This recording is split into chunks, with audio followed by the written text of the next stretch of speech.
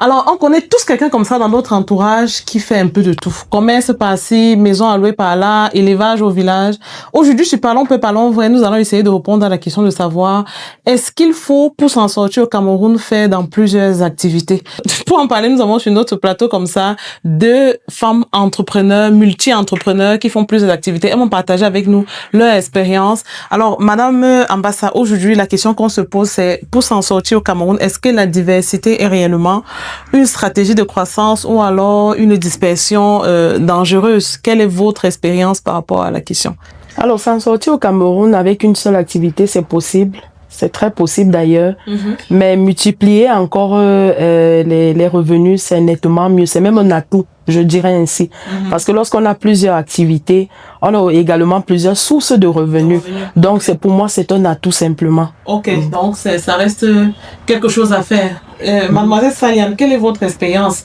Vous faites dans les sacs, vous faites des pelles, vous faites à manger, vous avez plein d'autres services que vous proposez. Quelle est la motivation derrière? Pourquoi ce besoin de faire plusieurs activités? Est-ce qu'avec une seule activité, on ne s'en sort pas? Pour t'en sortir avec une seule activité n'est pas si facile, selon mon expérience. Pourquoi? Il y a les choses que peut-être qui marchent dans une saison particulière. Enfin, en plus de pelle, plupart en décembre, quand les gens se marient, plupart il y a les gens qui demandent plus cela. Mais maintenant, il fallait encore une autre activité, comme la nourriture, ça se passe. Il y a le temps que les gens ont besoin de nourriture. Donc, ça fait en sorte que tu n'as pas le manquement d'argent chez toi. Tu as toujours, stratégique. Oui, donc, si ça ne donne pas à tel moment, avec cette autre activité, tu peux t'en sortir là, ça permet que tu peux gérer ta vie et gérer les choses qui viennent à fur et à mesure.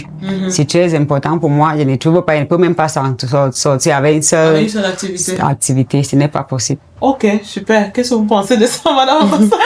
Non, c'est son point de vue à elle, mais néanmoins, je continue de rester sur ma position de penser que avec qu'une seule activité au Cameroun, on peut s'en sortir. Parce qu'il y en a beaucoup qui ne font qu'une seule activité et qui s'en sortent. Je prendrais le cas des dames qui font dans les fruits, par exemple. Ils vendent uniquement les fruits. Est-ce qu'il y a un temps où ils ne vendent pas les fruits? Non. Ils savent exactement là où ils vont à se faire livrer ces fruits-là. Et quelle qu'en soit la saison, ils ont toujours la marchandise. Donc moi, je dis, tout c'est n'est que de savoir comment s'organiser, d'avoir les personnes fiables pour vous faire parvenir vos livraisons. Et même avec cette activité, vous vous en sortez simplement. Sauf que, quand je dis multiplier, c'est encore très bien. C'est nettement mieux parce que, en ce moment, vous avez plusieurs sources de revenus. Mais ça veut pas dire que si vous avez une seule source de revenus, vous n'allez pas vous en sortir. Il faudrait au moins savoir une activité. C'est quand on a carrément pas d'activité que c'est un problème. Mais quand on a une activité, on s'en sort au Cameroun. Sauf que quand on multiplie, voilà. Il faut bien comprendre. Voilà. Maintenant, quand on multiplie les activités, c'est simplement pour avoir plusieurs sources de revenus parce qu'on aspire peut-être à d'autres choses. On a peut-être d'autres réalisations qu'on voudrait faire pour demain. Alors, on se dit que non, avec cette activité, ça sera un peu lent. Par contre, si j'ai plusieurs activités, je vais réaliser ça un peu plus rapidement.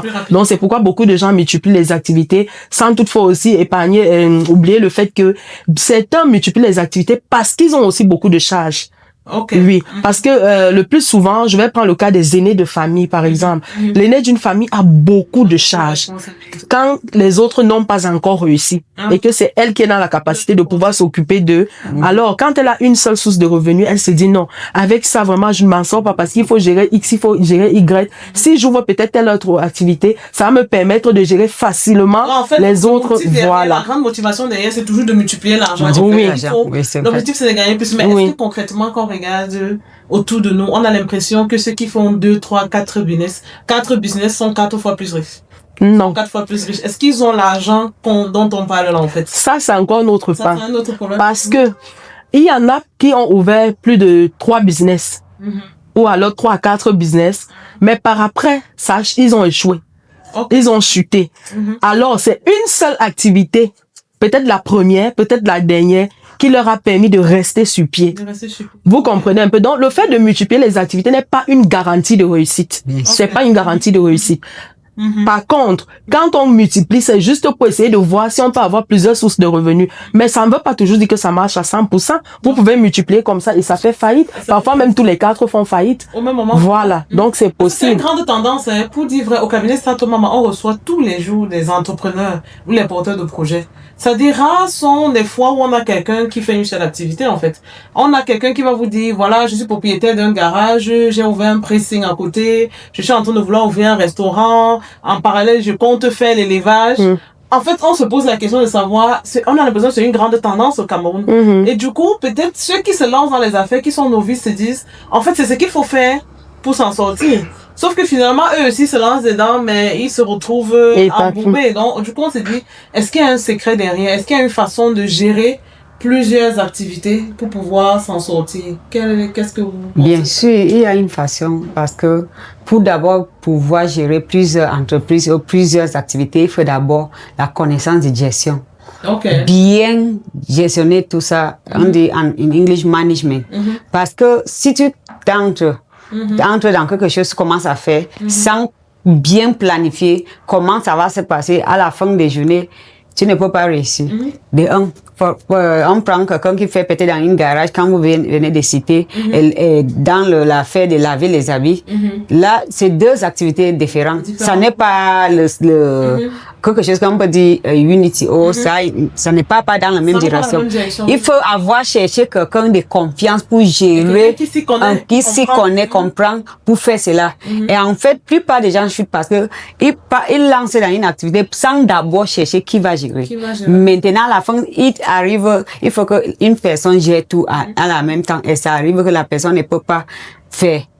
Avant de considérer faire plusieurs, chercher quelqu'un fidèle qui peut confier, même si c'est déjà savoir si ça marche vraiment. Parce que on a l'impression que les gens font par mimétisme en fait. On a l'impression qu'en ce moment, les salons de coiffure, boum, chacun se dit, il faut ouvrir, ou bien les ongles, quand les ongles sont sortis, c'est chacun qui voulait avoir son truc d'onglerie quelque part, sans forcément savoir s'il y a une vraie rentabilité derrière. Et comme elle a dit tout à l'heure, il faut s'y connaître.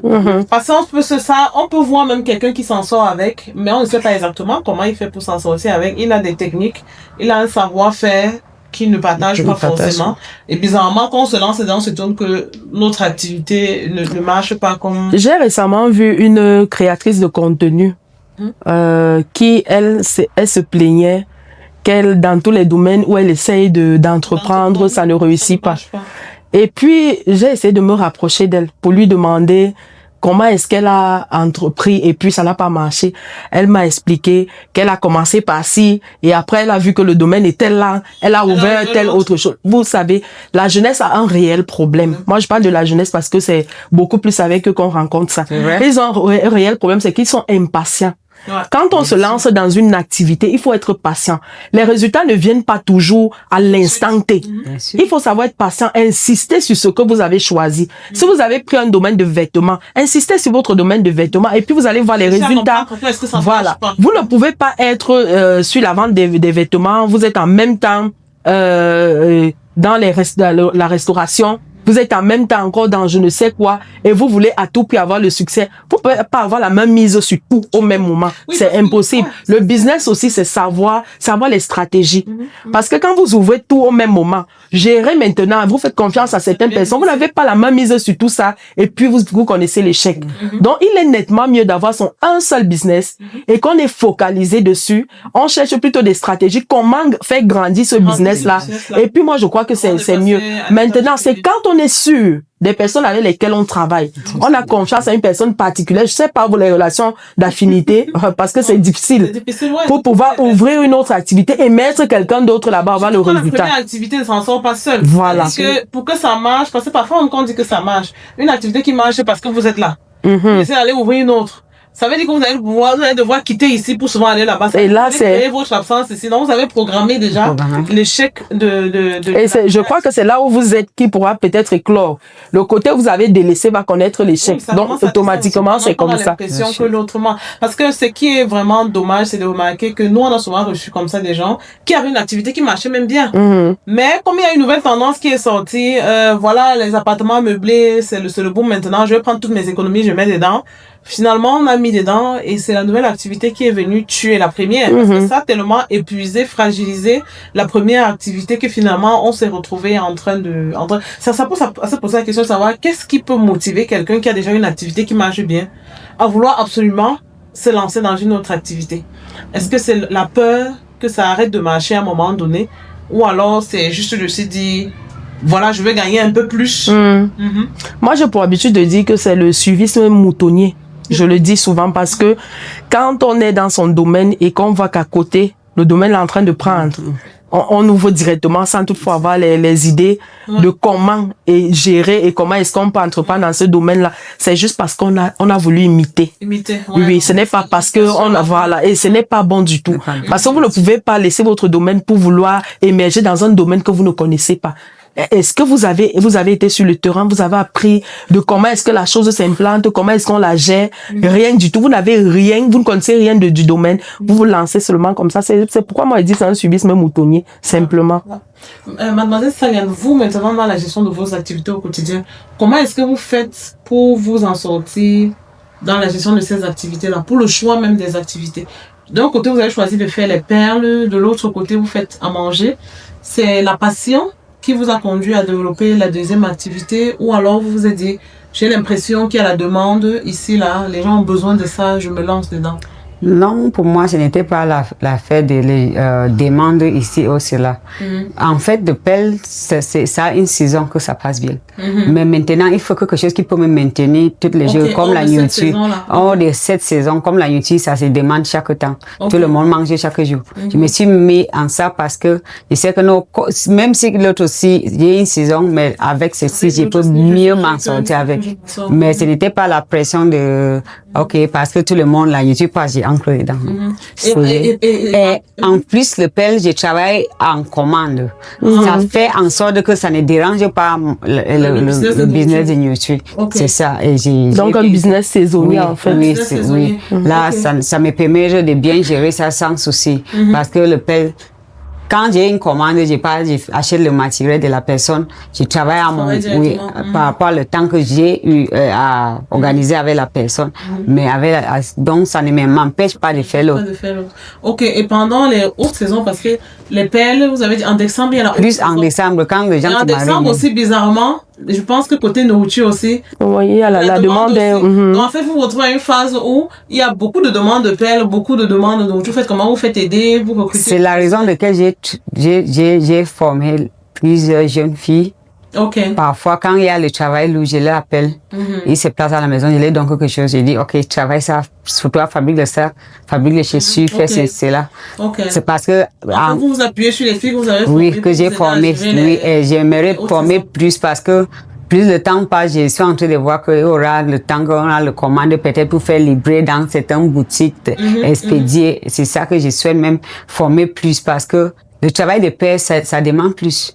Parce qu'il faut la concentration. Tu dois être placé là pour toujours travailler. Il y a surtout les chaussures.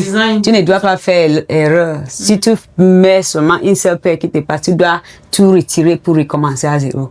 Donc c'est ça qu'il faut la concentration pour former les gens. Plus quand tu as le commande lourd. Tu dis que toi, non, tu peux faire 2 paires. Toi, tu fais 3 paires. Ça dépend de la capacité de la personne. Donc je partage comme ça pour prendre ça un peu léger. Vous voyez un peu comment elle gère son domaine. Elle va, quand je suis comme elle explique, c'est très très facile pour nous autres qui sommes à côté. On se dit que non, c'est facile, on peut aussi le faire. Sauf que regardez sa façon. Au moment où elle a les commandes des repas, c'est pas le même moment qu'elle travaille sur les chaussures. Elle gère d'abord les commandes des repas par après. Voilà. Maintenant, pour quelqu'un qui ne s'y connaît pas, il va se lancer et dire, bon, je vais ouvrir le restaurant directement. J'ouvre un restaurant et j'ouvre une boutique des perles. Est-ce que vous allez donc être là au même moment sur les deux? Et après, on a l'impression que... C'est donc ça le problème. Super, alors on a bien détaillé ce thème. On vous revient tout à l'heure après la pub pour entrer en profondeur. À tout à l'heure. Sans détour et sans tabou, parlons vrai.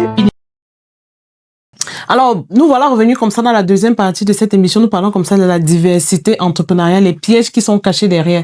Clairement, on est tous d'accord que il faut augmenter ses revenus. Il faut trouver le moyen d'augmenter l'argent qu'on gagne au quotidien parce que les charges augmentent tous les jours. Là, maintenant, dans cette deuxième partie, on va essayer de comprendre, pour tous ceux-là qui veulent se lancer, quels sont les pièges à éviter, quelles sont les questions à se poser avant de vouloir créer une deuxième source de revenus. Mademoiselle Saliane, qu'est-ce que le conseil que vous donnez à tous ceux-là qui veulent se lancer dans la création d'une deuxième activité? Quelles sont les erreurs courantes qu'on observe qu'il faut absolument éviter? Les premières erreurs que j'ai remarquées, c'est que ne fais pas quelque chose parce que tu vois que ça passe. Ce n'est pas juste parce que ça passe. J'ai l'impression que ça passe. Parce que peut-être ton voisin est en train de faire, il est en train de gagner dans ça. Toi, tu es entré dedans, tu te trouves en train de faire cela. Fais une activité qui est liée d'abord à ton première activité. Okay. Là, ça fait en sorte que si quelqu'un vient ici, tu es sûr des clients parce que chaque jour que tu vas, il y en a que les gens qui demandent, est-ce qu'il y en a? Maintenant, plus le demande chez d'abord la première activité que tu fais. Là, tu peux voir maintenant comment gérer la deuxième. Comme ça, tu vas exploiter même le même client. Parce que si peut-être, comme elle vend le pain, les gens pour le pain, c'est très difficile pour voir les gens qui attachent le pain comme ça. Maintenant, elle se met dans les choses de mercerie. Maintenant, oui, quand on vient, on achète le pain. Est-ce que tu as ça? Tu pointes dans le prochain. C'est toujours chez toi. Toujours chez toi. Tu es sûr des clients là. Mais ça, tu exploites le même client. Mais si c'est déjà que c'est deux activités différentes, ça il faudra que tu te dédoubles. Bien sûr. Deux personnes différentes. Deux personnes différentes pour gérer, pour mieux t'en sortir. Là, parce que sans ça, tu ne peux pas bien gérer. Ce sera difficile. Oui, fais en anglais, on dit correlated activities. Une activité reliée. Oui, complémentaire, oui. Entre les activités. Entre les activités. Là, mais avant cela, tu dois d'abord concentrer dans la première activité. Oui, tu dois pouvoir déjà t'en sortir. Oui, tes clients peuvent bien te montrer quoi faire d'autre. Parce que leur demande, plus ils viennent, est-ce que tu as ça? Est-ce que tu as ça? Est-ce que tu as ça? Tu sais déjà que non, avant que j'ai ouvert, la demande, il y a plusieurs gens qui demandent cela avant. En fait, il faut étudier son marché. Oui, étudier le marché. C'est pas se limiter à, les gens pensent que telle chose marche. C'est un peu comme une dame qui fait dans le call box, par exemple. Elle s'est installée uniquement pour faire son call box et Orange Money. Voilà. Maintenant, par après, elle voit, les gens viennent lui demander, tu as le lotus, tu as les bonbons. Exactement. Dans mon call box et mon Orange Money, je peux faire une caisse à côté où je peux vendre mes bonbons, je vends un peu de tout ce qu'on demande là. Et ça fait deux activités là sur place. Ça demande voilà. D'aller encore chercher notre connaissance, notre ressource. Elle est sur place. Et elle gère tout ça. En fait, c'est les mêmes clients. Ça rejoint un peu ce qu'elle disait. Non, de se rassurer que tu as la même clientèle que tu cibles. Et ça facilite un peu est-ce qu'il y a d'autres techniques comme ça que les gens devraient... Les erreurs à éviter, en fait, les pièges à éviter? Fais des choses peut-être sur recommandation. Juste un ami qui te dit que je pense que... Oui, ça aussi, c'est une très grave erreur. Ne jamais se lancer dans une activité parce qu'on vous l'a recommandé. Juste parce que quelqu'un vous a dit que je suis arrivé peut-être dans telle ville. J'ai constaté que ceci marche là-bas grave. Mais il n'y a pas beaucoup de personnes dans le domaine là. Si tu vas t'installer là-bas, tu vas réussir. Et c'est comme ça que beaucoup se retrouvent. Voilà. Donc, on est peut-être à Yaoundé. On excelle dans une activité parce que un ami est venu nous dire que dans la ville de Bafoussam, par exemple, il y a telle chose qui marche très bien là-bas, mais maintenant, il n'y a pas les gens qui font dans ça. Ça veut dire que si tu t'installes là-bas, tu vas avoir beaucoup d'argent. Et comme le goût pour l'argent, vraiment, l'homme et l'argent, c'est quelque chose. On ne sait pas ce que Dieu a mis derrière l'argent quand il créait, mais nous adorons l'argent. Quand on entend ça, allez, la personne se lève directement et va s'installer directement. Laisse l'autre activité ici, prends quelqu'un d'autre et met. Que non, il faut gérer ça. Je m'en vais pour ramasser tout l'argent qu'il y a à Bafoussam. Par après, on se rend compte que ce n'est pas du tout ça. Maintenant, quand on revient, la première activité qu'on a laissée est déjà en train de couler. Voilà, donc ne jamais se lancer dans une activité parce qu'on vous l'a recommandé. Vous n'en savez rien. Vous n'avez pas fait d'études dans ce domaine-là. Voilà.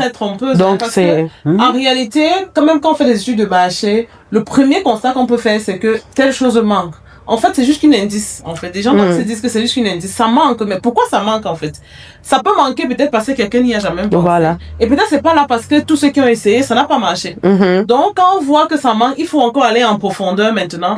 Essayer un peu de questionner le marché et utiliser les versions. Il y a toujours les versions test de n'importe quel business. Utilisez toujours les versions test. Prends le temps d'étudier, sonder un peu son marché pour être sûr peut-être les personnes le font parce que tous ceux qui ont fait, ça n'a pas marché. Ça n'a pas Une marché. petite anecdote là-dessus.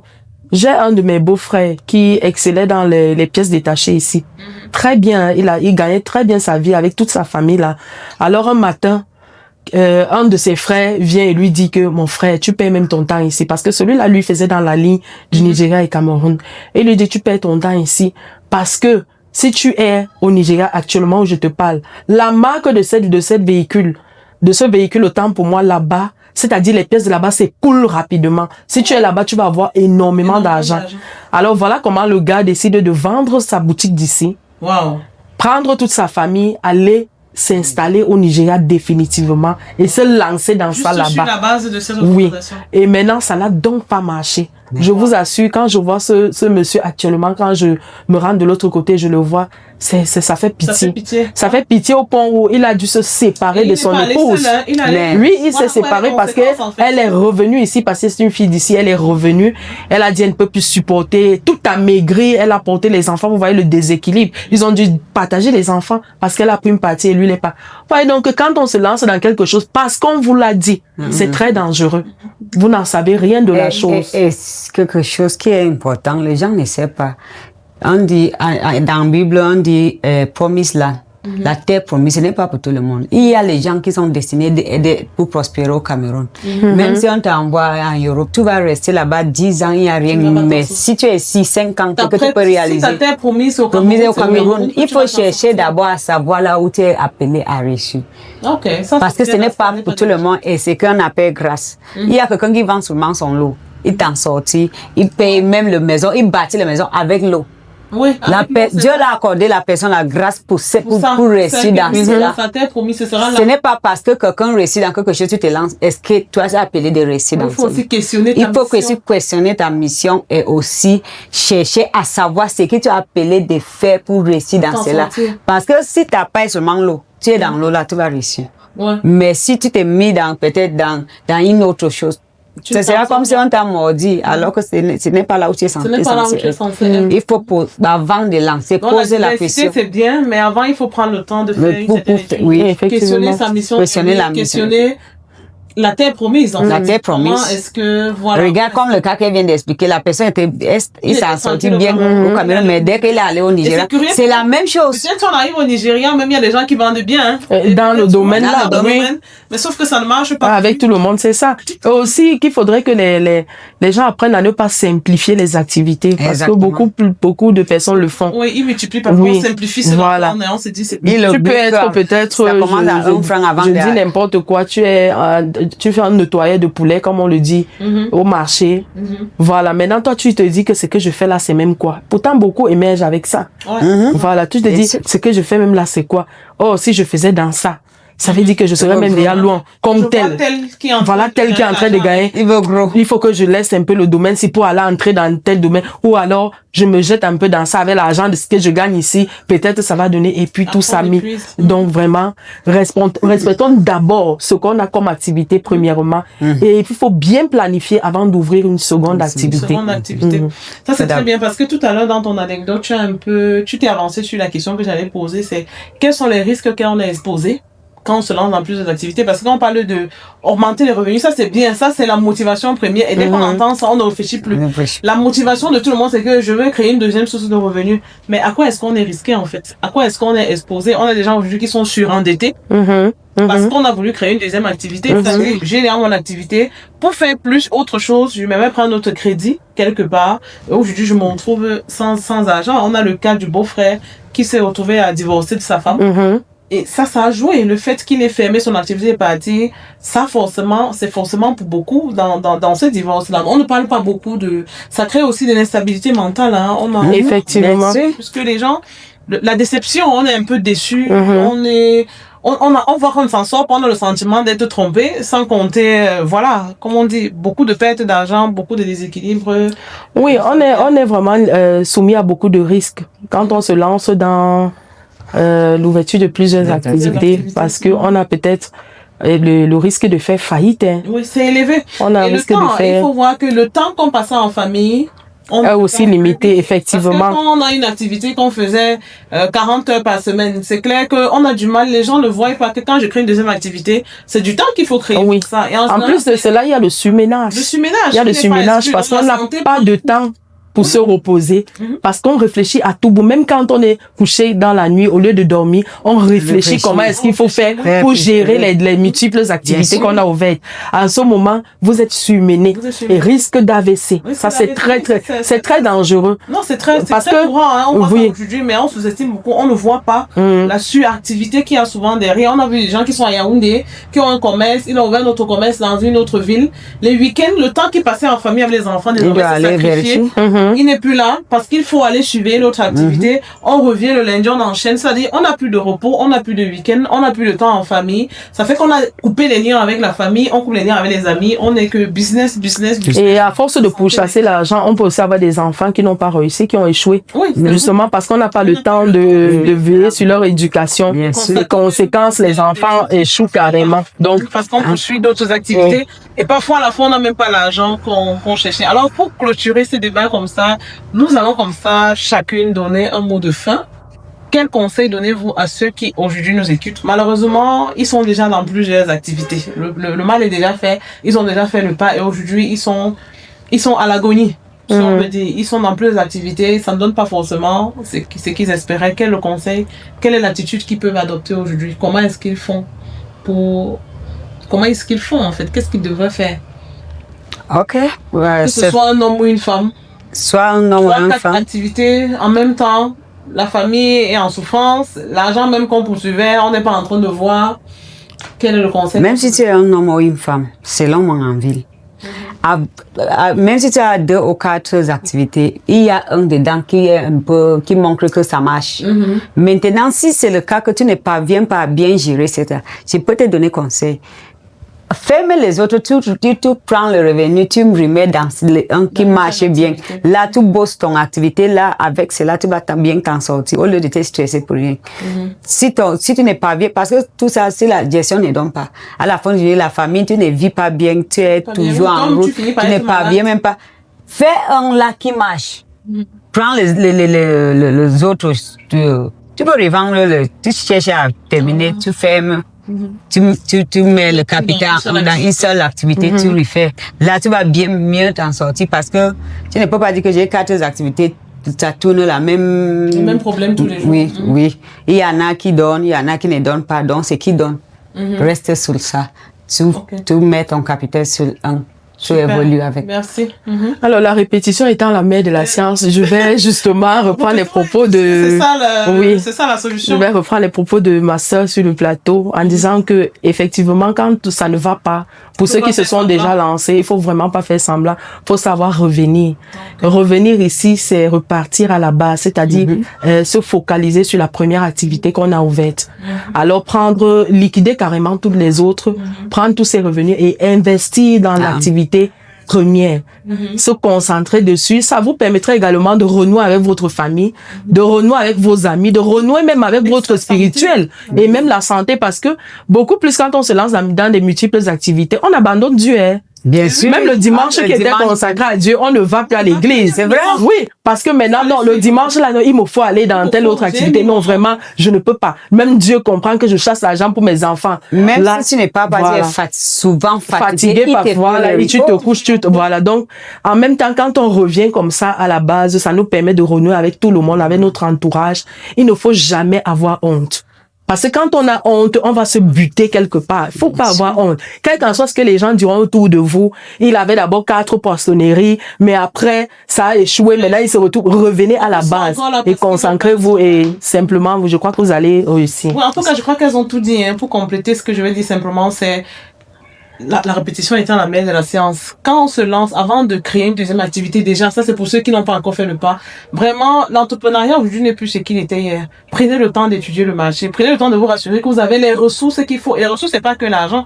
Parce qu'on peut avoir l'argent, il n'est pas avoir la santé pour ça. On peut avoir l'argent, il n'est pas avoir l'énergie, il n'est même pas avoir le temps. On a une grande famille, on n'a pas la même disponibilité. Une copine a fait ceci, mais vous n'avez pas la même réalité, ok? Il y a des copines qui se font aider par le mari, par la famille, mais vous peut-être venez d'une famille ou c'est vous qui devez aider les autres, ou vous avez peut-être des enfants qui ont besoin de plus de soins que chez elles, vous avez... Donc vraiment, faire les choses à son niveau. Et surtout se faire accompagner. Vraiment, en Afrique, il est temps aujourd'hui que les gens comprennent que le succès, c'est pas un hasard, c'est une vraie stratégie. Quand on veut réussir sur la durée, il faut se dire qu'il y a forcément une stratégie. Ceux qui réussissent ne réussissent pas par hasard. Se faire accompagner, prendre le temps d'aller dans les cabinets, que ce soit à Statoma, que ce soit ailleurs. Allez demander de l'aide, je veux me lancer dans tel secteur, voilà mes ressources, est-ce que vous pensez que... Et se faire accompagner même dans l'implémentation, ok? Et aussi ceux qui se sont déjà lancés, comme elles ont dit, vraiment, n'ayons jamais honte d'arrêter quelque chose qui nous détruit. Parce que, franchement, les gens auront toujours des choses à dire. Ça, c'est un fait. Quand vous fassiez bien, on aura à dire. Quand on fasse mal, on aura à dire. L'erreur est humaine. Parfois, on se lance parce qu'on était convaincu que ça marchait. Et peut-être même ça marchait. Peut-être ça marchait pour un moment, mais quand ça ne marche, puis on se rend compte que la santé est menacée, l'endettement n'arrête pas de croître, la famille est déjà fragilisée, de s'arrêter, avoir le courage de s'arrêter et se dire, bon, là, maintenant, il faut faire quelque chose. Je retire, je réduis les activités, j'essaye de sauver ce que je peux sauver, mais dans tous les cas, je fais quelque chose. Je ne continue pas à l'aveugle parce que finalement, comme on dit, la santé, ça n'a pas de prix. Un matin, on tombe, on laisse toutes ces activités-là qui vont de toutes les façons mourir.